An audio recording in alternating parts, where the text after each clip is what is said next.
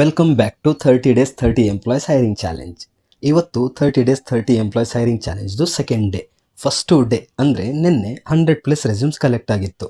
ಇವತ್ತು ಬೆಳಗ್ಗೆ ಆಫೀಸ್ ಹೋಗಿ ಇಮಿಡಿಯೇಟ್ಲಿ 100 ಮೆಂಬರ್ಸ್ನ ಕಾಲ್ ಮಾಡಿ ಎಲ್ರಿಗೂ ನಾಳೆ ಕರೆದು ಇಂಟರ್ವ್ಯೂ ತಗೊಂಡು ಸೆಲೆಕ್ಟ್ ಮಾಡಿ ಕೂರಿಸ್ಬಿಡೋಣ ಅಂತ ಪ್ಲ್ಯಾನ್ ಮಾಡಿದ್ದೆ.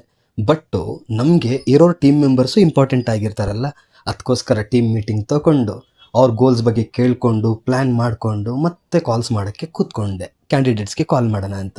ಆ ಟೈಮ್ಗೆ ಮತ್ತೆ 2-3 ಕಸ್ಟಮರ್ ಬಂದುಬಿಟ್ರು. ಸೊ ಅವ್ರ ಜೊತೆಗೆ ಮಾತಾಡಿ ತುಂಬ ಟೈಮ್ ಆಯಿತು. ಅದಾದಮೇಲೆ ಟೈಮ್ ತೆಗೆದು ಎಲ್ರಿಗೂ ಮಾತಾಡಿದ ಮೇಲೆ ಗೊತ್ತಾಯಿತು ಎಷ್ಟೋ ಜನ ಹೈದರಾಬಾದಿಂದ, ತಮಿಳ್ನಾಡುವಿಂದ, ಮುಂಬೈಯಿಂದ ಎಲ್ಲ ಪ್ಲೇಸಿಂದ ಜಾಬ್ಗೆ ಅಪ್ಲೈ ಮಾಡ್ತಿದ್ದಾರೆ. ಬಟ್ ನಾವು ಜಾಬ್ ಕೊಡ್ತಿರೋದು ಬ್ಯಾಂಗ್ಳೂರಲ್ಲಿ ಮಾತ್ರ. ಸ್ಟಿಲ್ ಅದರಲ್ಲೇ ಫಿಲ್ಟರ್ ಔಟ್ ಮಾಡಿ 20 ಜನ ರೆಸ್ಯೂಮ್ಸ್ನ ಫೈನಲೈಸ್ ಮಾಡಿದ್ದೀನಿ. 20 ಜನ ಕೂಡ ನಾಳೆ ಇಂಟರ್ವ್ಯೂಗೆ ಬರ್ತೀನಿ ಅಂತ ಹೇಳಿದ್ದಾರೆ. ನಿಮ್ಗೇನು ಅನಿಸುತ್ತೆ? 20 ಜನ ಬಂದು 20 ಜನ ಕೂಡ ಸೆಲೆಕ್ಟ್ ಆಗ್ತಾರಾ? ಕಾಮೆಂಟ್ ಮಾಡಿ. ಜೊತೆಗೆ ನಿಮ್ಮ ಫ್ರೆಂಡ್ಸು, ರಿಲೇಟಿವ್ಸು ಯಾರಾದರೂ ಜಾಬ್ ಹುಡುಕ್ತಾ ಇದ್ದರೆ ನನ್ನ ಪ್ರೊಫೈಲ್ನ ಶೇರ್ ಮಾಡಿ. ಮತ್ತೆ ನಾಳೆ ಸಿಗೋಣ ವಿತ್ ನ್ಯೂ ಅಪ್ಡೇಟ್. ಬಾಯ್.